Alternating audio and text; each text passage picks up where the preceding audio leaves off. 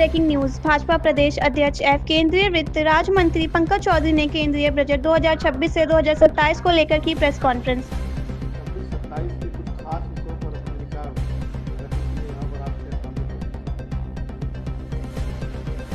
1 फरवरी को जो बजट पेश किया गया तो केवल वित्तीय लेखा जोखा नहीं, बल्कि मोदी सरकार का विजन का डॉक्यूमेंट है।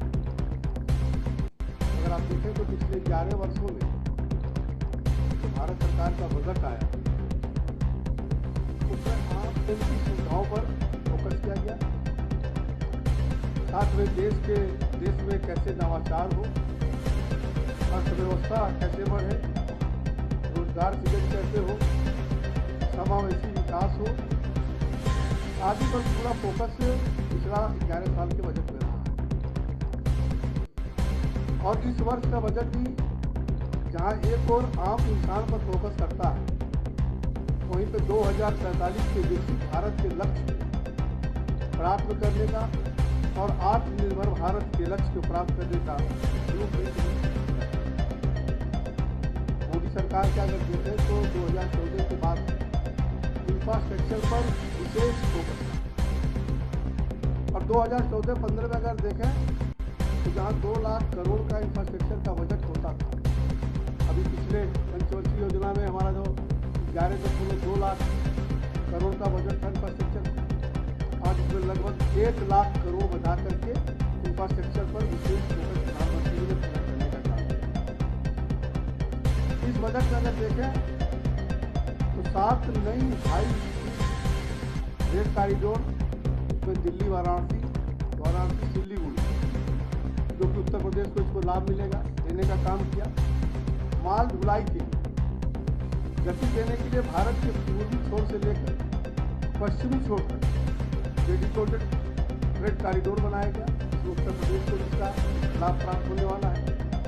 अगले 5 वर्षों में 20 नए वाटरवेज स्टार्ट करने का भी प्रस्ताव में रखा गया है। 5 लाख से ज्यादा आबादी वाले शहरों को, जो टियर 2 टियर 3 है, इन सिटी को इकोनॉमिक रीजन बनाए जाएंगे और हर शहर में 5 साल में करीब 5,000 करोड़ रुपया इसमें खर्च किया जाएगा। साथ में टूरिज्म में रोजगार की अपार संभावनाओं, प्रधानमंत्री जी का इससे फोकस पहले भी टूरिज्म के विषय पर रखा है। इसमें 5 मेजर टूरिज्म डेस्टिनेशन का विकसित किया जाएगा। साथ ही अगर आप देखें तो सिंदूर की बात से ये पहला है, और उसमें देखें तो 15% से बढ़ोतरी सैन्य सामग्री में किया गया है।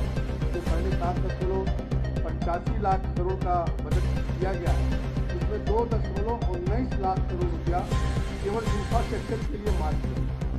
ये एक बहुत बड़ा जो देश की रक्षा सुरक्षा के लिए 400 से लगातार बजट हमारी सरकार बना रही है। मैन्युफैक्चरिंग सेक्टर में रोजगार की सबसे ज़्यादा संभावना होगी, और इसलिए मोदी सरकार ने मेक इन इंडिया मैन्युफैक्चरिंग में PLI स्कीम आदि लेकर पहले ही आई है।